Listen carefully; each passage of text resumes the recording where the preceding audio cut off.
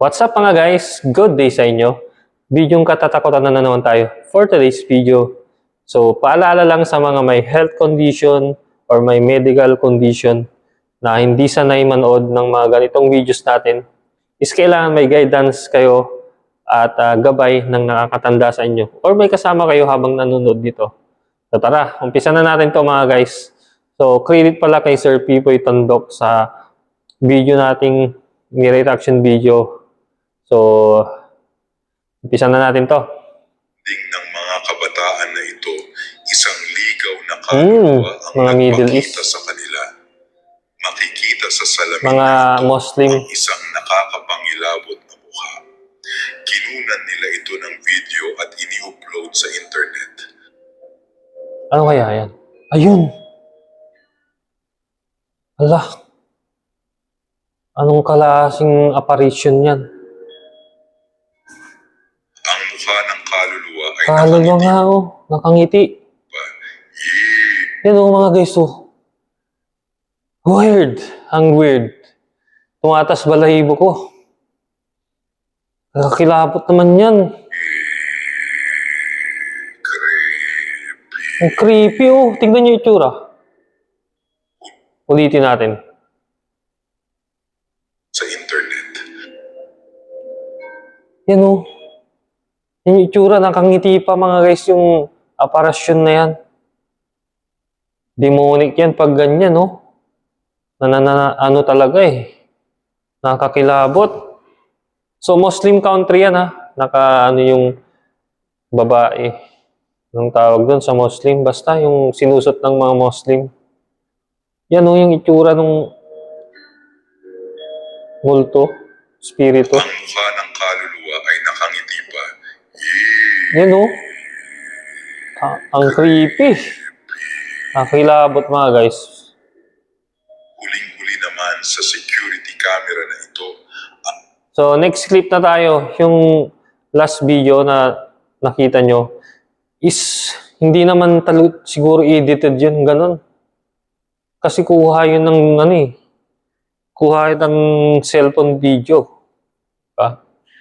Pero pwede naman ding i-edit kasi may mga editing application na rin. Hindi natin masabi. So, sa aking pananaw na lang, baka in-edit, di ba? Para lang sa content. Yun yung aking pananaw. Isang espiritu. Pero creepy pa rin tignan. Makikita. Ito na next videos natin. Paglalakad nito, mapapansin na tila tagos Parang tumatagos sa mga sasakyan lang oh.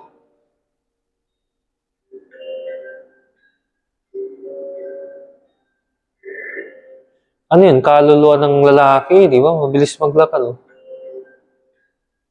Allah. Gulat na So, pwedeng mangyari yun, yung gano'n.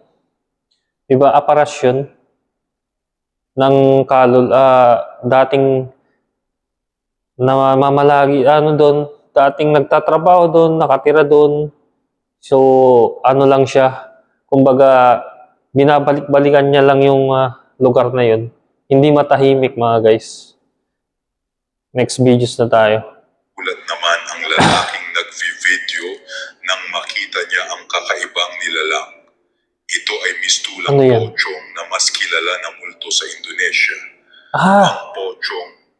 Pochong mga guys, yun yung bangkay ng Muslim na nabalutan. Di ba binabalutan nila ng kumot? Yun yung pochong. Kung i-search nyo mga guys, tapos nagpapakita siya, kumbaga nagpaparamdam yung mga ganyan sa mga tao dyan sa mga Muslim country. Ang makikita mo lang talaga mata niya oh. Kasi para siyang mami.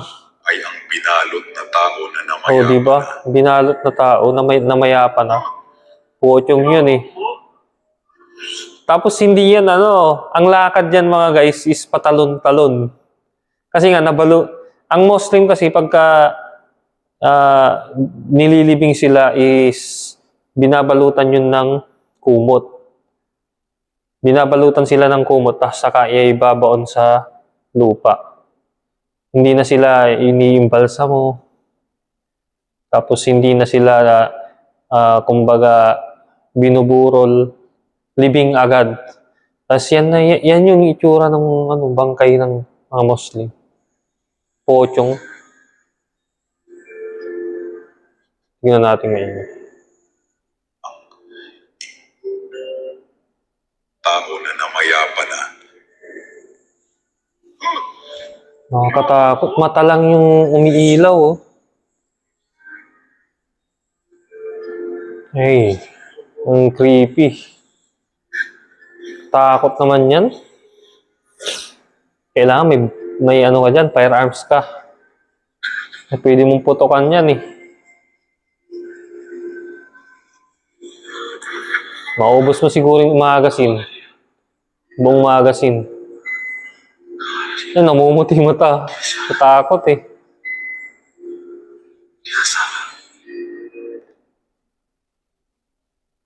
Pag mag-inasal pork barbecue, dapat with rice. A perfect combination. Certified na swerte ka na ba? It's easy to sign up using your mobile app.